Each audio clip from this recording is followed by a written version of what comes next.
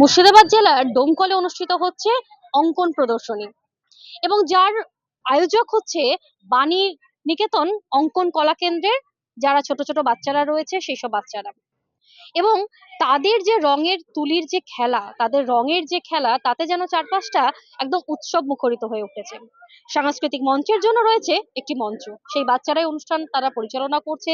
তারাই কিন্তু তাদের আঁকা ছবিতেই ভরে উঠেছে প্রদর্শনীর যে প্রাঙ্গণ, সেই প্রদর্শনীর প্রাঙ্গণ কেমন হচ্ছে, সে বাচ্চাদের উৎসাহ কেমন থাকছে, সেই যে শিক্ষিকা রয়েছেন উনি কি বলছেন এবং কেমন লোকজন হচ্ছে, চলুন ঘুরে দেখাবো আপনাদের।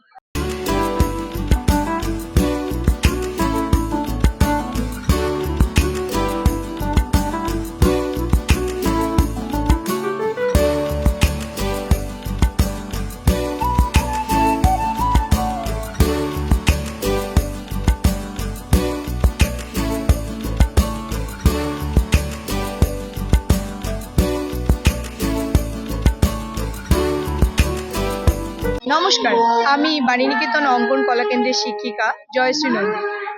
আমি আমার স্কুলের ছোট ছোট বাচ্চা, একদম ছোট থেকে মোটামুটি কলেজে পড়ে যারা, তাদেরকে নিয়ে একটা আর্ট এক্সিবিশন অর্থাৎ চিত্রমেলার আয়োজন করেছিলাম গত 21 ডিসেম্বর রবিবার এবং 22 ডিসেম্বর সোমবার, দুদিন। আমাদের এই দুদিনের অনুষ্ঠান, আজ শেষ দিন তার। কাল আমাদের এখানে শুভ আরম্ভ হয়েছিল একাডেমি অফ আর্ট ইউনিভার্সের কর্ণধার ডক্টর অভিজিৎ রায়চৌধুরীর লাইভ পেন্টিং এর মাধ্যমে।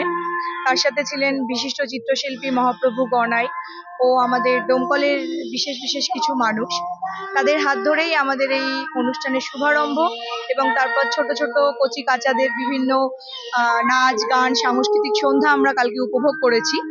আজ দ্বিতীয় দিনেও আমাদের কর্মসূচিতে দুপুরে হয়েছে বসে আঁকো প্রতিযোগিতা, তাতেও আমরা বিপুলভাবে সাড়া পেয়েছি। প্রায় 100 জনের কাছাকাছি স্টুডেন্ট পার্টিসিপেট করেছিল।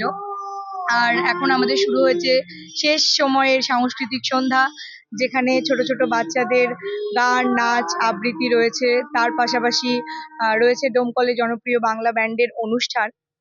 ডোমকল খুব ছোট একটা শহর, যেখানে আগে আমি কখনো দেখিনি কেউ চিত্র প্রদর্শনী করতে। আমার খুব ইচ্ছে ছিল যে আমার বাচ্চাগুলো একটা প্ল্যাটফর্ম পাক। আশা করব আগামীতে ওদেরকে ন্যাশনাল ইন্টারন্যাশনাল প্ল্যাটফর্মে নিয়ে যাওয়ার, সবাই যদি পাশে থাকে তাহলে। আমি বিপুল সাড়া পেয়েছি অভিভাবক থেকে শুরু করে ছাত্রছাত্রীদের উদ্যম প্রয়াস। তারা প্রচুর খাটাখাটনি করেছে। বিগত 1 মাস আমরা রাত দিন পরিশ্রম করে এই জায়গাটা দাঁড় করাতে পেরেছি।